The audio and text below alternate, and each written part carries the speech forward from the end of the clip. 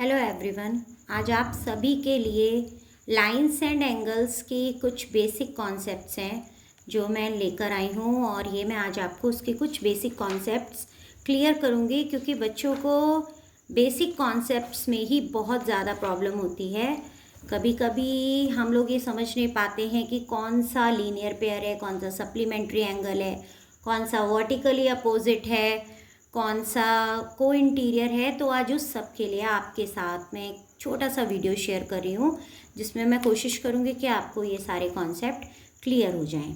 और इसकी स्टार्टिंग जो है वो आपको क्लास 7th के लाइंस एंड एंगल्स चैप्टर से ही मिल जाएगी, जहाँ पर ये 5.1 और 2 एक्सरसाइज के रूप में है।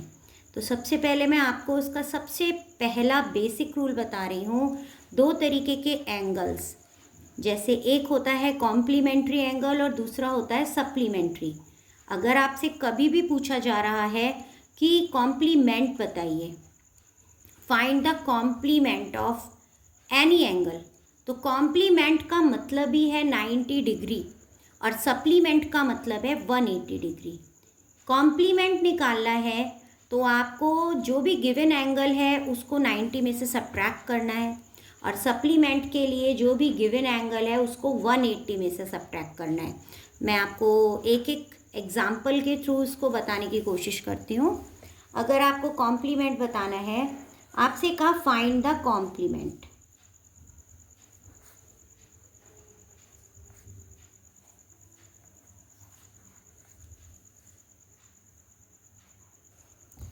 फाइंड द कॉम्प्लीमेंट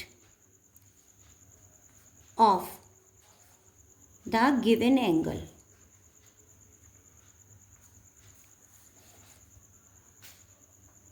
कॉम्प्लीमेंट बताने के लिए जो भी आपको एंगल दिया हुआ है, सपोज दैट मैंने आपको दिया कि 27 डिग्री का कॉम्प्लीमेंट बताइए, मैंने आपको दिया 82 डिग्री का कॉम्प्लीमेंट बताइए। तो इसको कॉम्प्लीमेंट को बताना कोई बहुत मुश्किल नहीं है। आप वहाँ पर लिखोगे complement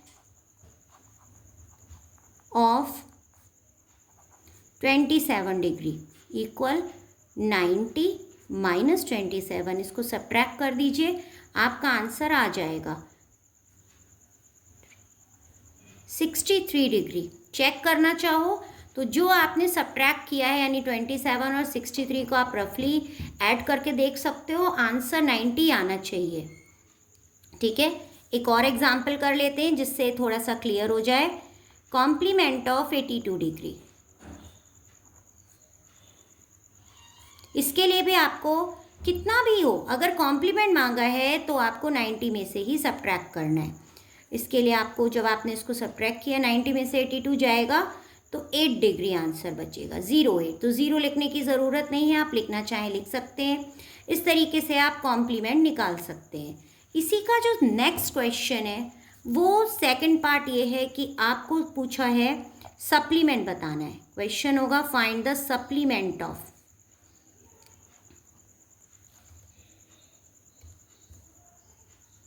find the supplement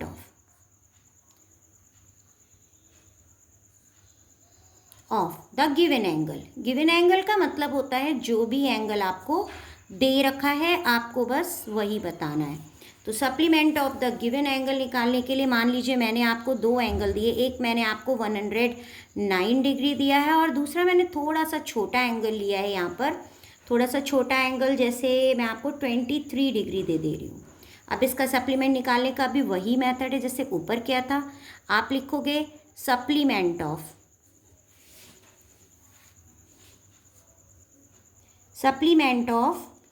109 degree equal, supplement का मतलब ही सप्लीमेंट्री या सप्लीमेंट दोनों का मतलब 180 होता है। तो आप 180 माइनस डिग्री लगाना नहीं भूलेंगे इन क्वेश्चंस में। अगर आप डिग्री लगाना भूल गए तो मे भी हो सकता है कि आपका हाफ मार्क्स कट भी हो जाए, क्योंकि एंगल्स हैं तो डिग्री लगाना याद रखिए। 10 में से 9 गया 1 और 7 में से 0 गया 7, तो 71 डिग्री आंसर आ गया। अब आप इसी का बी पार्ट अगर आप निकालते हो तो सप्लीमेंट ऑफ 23 डिग्री, तो तो इसका भी निकालना है। छोटी वैल्यू होने का मतलब ये नहीं है कि हम उसे 180 में से सब्ट्रैक्ट नहीं कर सकते हैं, कितनी भी वैल्यू दी जा सकती है आपको। 10 में से 3 गया 7 और 7 में से 2 गया 5, 157 डिग्री। तो इस तरीके से आई होप आपको समझ में आ गया होगा कि कॉम्प्लीमेंट कैसे निकालते हैं और सप्लीमेंट कैसे निकालते हैं। कॉम्प्लीमेंट निकालने के लिए 90 माइनस कीजिए और सप्लीमेंट निकालने के लिए 180 माइनस कीजिए। और अगर आपको अपने आंसर पे कोई भी डाउट है तो अपने आंसर में अपने क्वेश्चन को ऐड कर दीजिए। अगर आपका आंसर 180 आ रहा है तो सप्लीमेंट है, 90 आ रहा है तो कॉम्प्लीमेंट है। अब इसी में एक तीसरा क्वेश्चन बनता है, कभी कभी वो हमसे पूछ लेते हैं कि बताइए कि जो पेयर दिए हुए हैं एंगल्स के वो कॉम्प्लीमेंट्री है या सप्लीमेंट्री है। कोई भी पेयर्स दिए हुए हैं, find identify the given pair, identify the given pair of angles that they are complementary और सप्लीमेंट्री। तो कॉम्प्लीमेंट्री मान लीजिए मैं आपको कोई भी दो पेयर दे रही हूँ, सपोज दैट मैंने आपको दिया 65 डिग्री एंड 115 डिग्री। आपको बताना है ये कॉम्प्लीमेंट्री है सप्लीमेंट्री है, तो इसके लिए आप दोनों को ऐड कर लीजिए। अगर आपको ऐड करने के बाद आंसर 180 आ रहा है, इट्स सप्लीमेंट्री। अगर आंसर 90 आएगा तो आप कहेंगे कि वो कॉम्प्लीमेंट्री है। इस तरीके से आप इन एंगल्स को फाइंड आउट कर सकते हैं। ये था आपका बहुत ही बेसिक कॉन्सेप्ट कॉम्प्लीमेंट्री और सप्लीमेंट्री का। इसमें तो आई थिंक ज़्यादा आपको प्रॉब्लम नहीं होगी, लेकिन जो सबसे ज़्यादा प्रॉब्लम फेसिंग आपका टॉपिक है वो टॉपिक है आपका कि आप कैसे आइडेंटिफाई करेंगे वर्टिकली अपोजिट, अल्टरनेट, को इंटीरियर या फिर लीनियर पेयर या कॉरेस्पॉन्डिंग एंगल्स। तो उसके लिए कोशिश करूँगी आपको समझ में जल्दी आ जाए और इजीली आ जाए। आपको करना क्या है, सबसे पहले मैं आपको बेसिकली बता रही हूँ। सबसे पहले हमने यहाँ पर दो पैरेलल लाइंस ली। देखिए मेरे पास स्केल नहीं है, आप कोशिश कीजिएगा स्केल से और पेंसिल से बनाएंगे। ये जो दो पैरेलल लाइंस हैं, पैरेलल लाइंस की क्वालिटी ये होती है कि पैरेलल लाइंस कभी भी एक दूसरे से मीट नहीं करती हैं। वो एक दूसरे से कभी भी मीट नहीं करेंगी लाइक दिस। वो एक दूसरे से, उनके बीच की जो डिस्टेंस होती है ना, वो हर जगह इक्वल होती है। They have the equal distance between them. तो मैंने दो लाइंस ली, एक L बोला मैंने और एक M बोला मैंने। दो पैरेलल लाइंस ले ली हैं। अब इन दोनों पैरेलल लाइंस को एक थर्ड लाइन से मैंने कट किया है। कभी कभी हम सिंगल लाइन से कट कर सकते हैं, कभी कभी इस तरीके से हम डबल लाइन से भी कट कर सकते हैं, एक ही बात है। तो जिस लाइन से मैंने कट किया है, इस थर्ड लाइन को हम ट्रांसवर्सल बोलते हैं। इस थर्ड लाइन का नेम है ट्रांसवर्सल। इसको आप नाम लिख दे रही हूँ, ट्रांसवर्सल। ट्रांसवर्सल थर्ड लाइन हुई जो कट कर रही है। अब इस ट्रांसवर्सल लाइन के बेस पे मैं आपको कुछ चीज़ें बताऊंगी।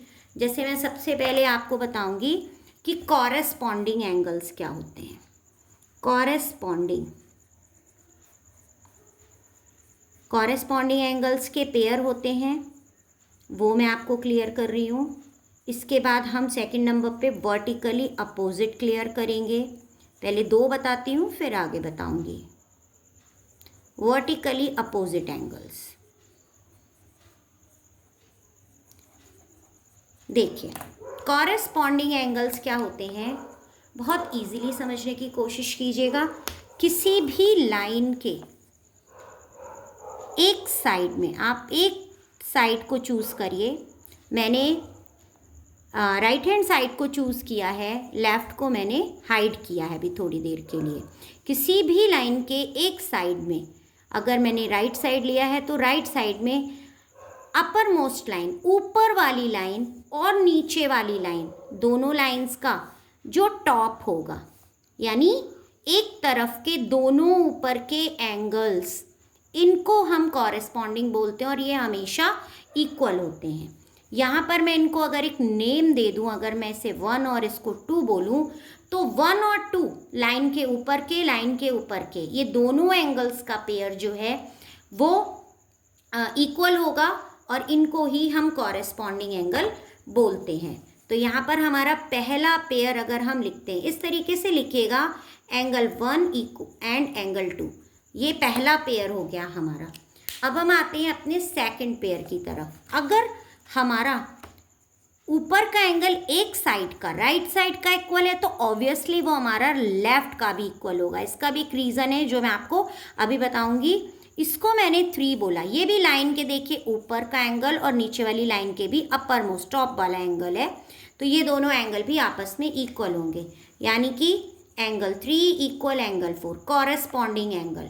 सिर्फ ऊपर ऊपर के एंगल इक्वल नहीं होते हैं, लाइन के जो डाउनवर्ड नीचे की तरफ वाले एंगल्स होते हैं वो भी इक्वल होते हैं। देखिए ये मैं इसी लाइन एम के नीचे वाला एंगल ले रही हूँ, इसको भी मैंने नाम दिया है 5, और ऐसे ही लाइन एल का भी नीचे वाला एंगल लूँगी, इसको मैंने नाम दिया है 6।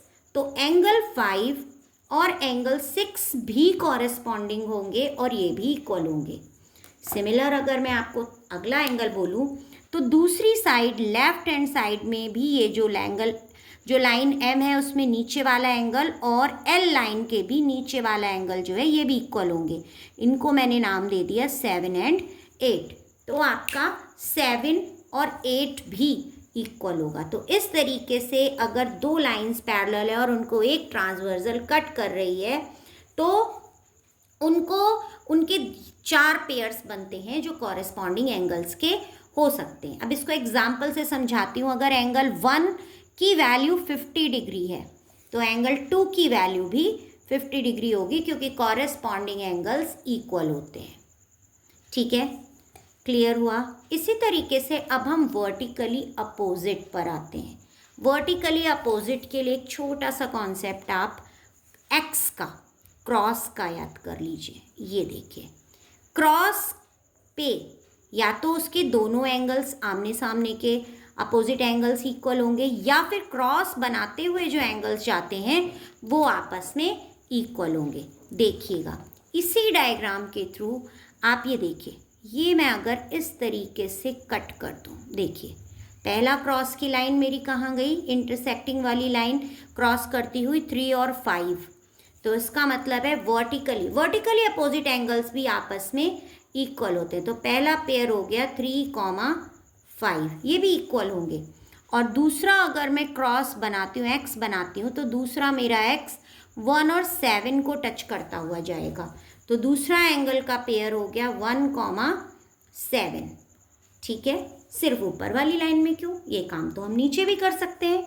तो नीचे भी मैंने यही किया, मैंने ये 4 और 6 का क्रॉस लिया, एंगल 4 और एंगल 6 आपस में इक्वल होंगे। और सेम मैंने 2 और 8 का कॉन्सेप्ट लिया, एंगल 2, एंगल 8। ये 4 पेयर वर्टिकली अपोजिट के हैं। ठीक है, तो जैसे कॉरेस्पॉन्डिंग के 4 पेयर्स हैं वैसे ही वर्टिकली अपोजिट के भी 4 पेयर्स हैं। आप इस तरीके से देखिए, मैंने दो पेन्स को क्रॉस किया है, या तो फिर ये जो सामने के अपोजिट एंगल्स हैं ये इक्वल होंगे और ये भी इक्वल होंगे, या फिर क्रॉस में जो 2 एंगल्स आएंगे, ये देखिए ये क्रॉस में आ रहा है तो ये वाला एंगल और ये वाला एंगल इक्वल होगा। सेम आपके इस क्रॉस में ऊपर वाला और इधर क्रॉस पे आने वाला एंगल इक्वल होगा। इनको हम बोलते हैं वर्टिकली अपोजिट। तो आपने 2 एंगल सीखे, कॉरेस्पॉन्डिंग और वर्टिकली अपोजिट। अब तीसरा जो एंगल है वो आपका कौन सा होता है, सबसे पहले को इंटीरियर एंगल, थर्ड वन है आपके कोर्स में। को इंटीरियर का मतलब होता है कि लाइन के दोनों पैरेलल लाइंस के, ये देखिए हमारी ये 2 पैरेलल लाइंस हैं, दोनों पैरेलल लाइंस के अगर मैं एक साइड को हाइड कर दूं, ध्यान से देखिएगा, अगर मैं एक साइड को किसी बुक से हाइड कर दे रही हूँ, रुकिए मैं आपको हाइड करके दिखा रही हूँ। देखिए मैंने सिंगल एक साइड को हाइड कर दिया, अब हमारे पास में सिर्फ ये सिंगल साइड बच रही है। तो इस सिंगल साइड में जो दोनों लाइंस हैं, पैरेलल लाइंस हैं, इन दोनों लाइंस के जो अंदर वाले एंगल्स हैं, देखा ये दोनों अंदर वाले एंगल्स हैं, मैं आपको उसको मार्क करके दिखाती हूँ। ये देखिए ये दोनों अंदर वाले एंगल्स, एल और एम के अंदर, इंटीरियर मीन्स अंदर के एंगल्स। तो अंदर के एंगल्स कौन से हैं, 5 और 2। राइट। तो 5 और 2 का सम जो होगा वो 180 डिग्री होगा। यानी को इंटीरियर एंगल्स की प्रॉपर्टी होती है कि अंदर वाले दोनों पैरेलल लाइंस के अंदर इंटीरियर के जो दो एंगल्स होते हैं उनका सम 180 डिग्री होता है। इसको हम को इंटीरियर एंगल्स की प्रॉपर्टी बोलते हैं। अब ऐसा सिर्फ एक साइड नहीं होगा ना, देखिए दूसरी साइड भी अगर मैं अपने डायग्राम को दिखाऊं तो इधर भी तो अंदर के दोनों एंगल्स आ रहे हैं। आप इन दोनों को ले सकते हैं। ये दोनों कौन से हैं? 7 and 4। तो इसका मतलब ये भी को इंटीरियर हुआ क्योंकि ये भी दोनों पैरेलल लाइंस के इंटीरियर में लाई कर रहे हैं। तो इसका भी एंगल जो होगा angle 7 plus angle 4 equal angle 7 plus angle 4 equal 180 degree. इसका रीज़न आप देंगे को इंटीरियर एंगल्स।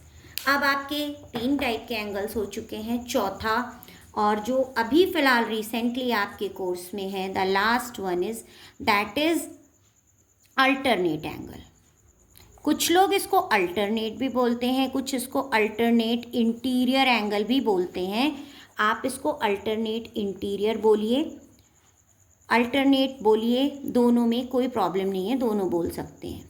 अल्टरनेट एंगल की एक प्रॉपर्टी होती है कि जहाँ पर ये बनता है वहाँ पर ये ZZ बनाता हुआ जाता है। आप इससे अवेयर हैं, last letter of our letters ABCD। Okay, तो इसमें जो आखिरी लेटर है वो बनाना चाहिए किसी भी उसमें। तो इसमें जो ये आपके अंदर दोनों एंगल्स आते हैं लाइन के ऊपर नीचे अपोजिट डायरेक्शन में, एक दूसरे के अपोजिट टॉप और लो पार्ट जो आपका है वो ऊपर नीचे वाले एंगल्स जो हैं वो कहलाते हैं अल्टरनेट इंटीरियर एंगल्स। देखिएगा, अब इसमें देखिएगा अल्टरनेट इंटीरियर एंगल्स कहाँ पर बन रहे हैं। देखिए, अगर मैं यहाँ से स्टार्ट कर रही हूँ तो ये देखिए, ये लाइन आई आपकी जिसको मैं ग्रीन कलर से कर रही हूँ, साथ में ये लाइन आई और इसी में Z बनाती हुई ये लाइन आई। अब इसमें जो आपका एक तो ये टॉप वाला एंगल है और एक ये यहाँ से टॉप है। तो लाइन के दोनों साइड, अपोजिट साइड के जो ऊपर नीचे के एंगल्स होते हैं ये अल्टरनेट होते हैं और ये इक्वल होते हैं। तो इस तरीके से हमारा देखिएगा 7 और 2 इक्वल हुआ, तो 7 इक्वल एंगल 2। आप सिर्फ एक साइड में देखिए, दूसरी साइड भी 5 और 4 इक्वल होगा क्योंकि ये भी अगर आप उधर से बनाएंगे तो ये Z बनाएगा, 5 इक्वल 4। इस अल्टरनेट एंगल के लिए एक ही प्रॉपर्टी होती है कि आपने जो ये बनाया है ना, इसमें बीच से कोई लाइन कट नहीं होनी चाहिए। अगर बीच से लाइन कट होगी तो वो फिर Z नहीं बनेगा, वो फिर आपका कुछ Z अलग जगह पहुंच जाएगा। तो इसलिए जब आप Z बनाओगे तो उसमें ऊपर नीचे के angle without dividing it by any other line. तो इस तरीके से ये हो गया। इतने एंगल्स तो आप लोगों को समझने, लेकिन इसके साथ एक एंगल जो जानना बहुत ज़रूरी है वो है लीनियर पेयर। कभी कभी हम इसको एंगल ऑफ लाइन भी बोल देते हैं। दोनों में माइनर सा डिफरेंस है जो मैं आपको बताती हूँ। लीनियर पेयर का मतलब होता है कि कोई भी स्ट्रेट लाइन आपने बनाई और स्ट्रेट लाइन को अगर आपने 2 पार्ट्स में डिवाइड कर दिया तो दोनों पार्ट्स में जो दोनों एंगल्स होंगे उन दोनों का सम 180 होगा। अगर मैं इसको 1 इसको 2, 1 2 को आप ऐड नहीं करेंगे। ये 1 2 का मतलब यहाँ पर एंगल्स से है। ये मैं आपको एंगल को रिप्रेजेंट करते हुए सिर्फ आपको सिंबॉलिक फॉर्म में बता रही हूँ कि अब इसको 1 2 की जगह आप A B भी ले सकते हो। तो A प्लस B इक्वल भी 180 डिग्री ही होगा। और 1 और 2 प्लस नहीं हो सकते, सिर्फ एंगल्स को रिप्रेजेंट कर रहे हैं। एग्जाम्पल बताती हूँ कि अगर ये वाला एंगल 65 डिग्री है, 65 डिग्री है तो ये वाला एंगल 115 डिग्री होगा। 115 डिग्री होगा। इन दोनों को जब आप प्लस करोगे तो 180 डिग्री आ जाएगा। इसका मतलब ये क्या हुआ, इसका रीज़न हो गया लीनियर पेयर।